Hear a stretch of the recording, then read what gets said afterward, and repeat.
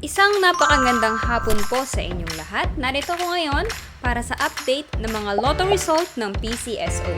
Kaya naman, ihanda na ang inyong mga ticket para sa ating 2pm lotto draw ng 2D Lotto at 3D Lotto ngayong araw. Huwag na nating patagalin pa. Here's our lotto result. For 2D Lotto, the winning numbers are 12 and 3. In exact order. Pwedeng manalo ng 4,000 pesos pag nag-match ang iyong mga number in exact order. 2,000 pesos naman para sa Rambolito System Play. Para naman sa 3D Lotto, the winning numbers are 0, 1, and 2. In exact order.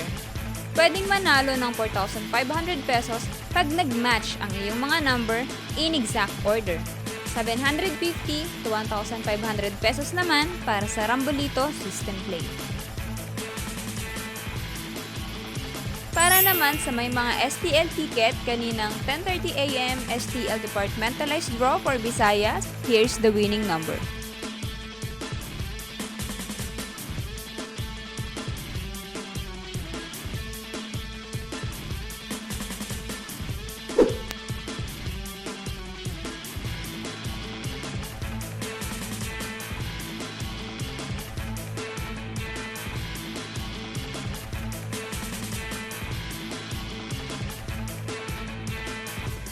Po ay babala sa ating mga lotto players. Ang lotto ay live na binobola, kaya wala pong nakakaalam ng mga number na lalabas.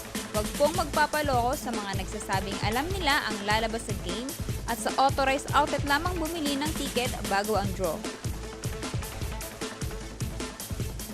Para maklaim ang inyong prize, pumunta lang sa authorized lotto outlet pag nanalo ka ng umabot sa 20 to 10,000 pesos.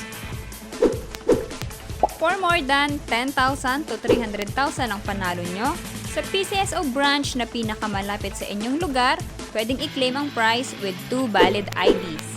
At kapag ikaw naman ang jackpot winner, i-present ang iyong ticket with 2 valid ID sa PCSO main office located at Shaw Boulevard, Mandaluyong City.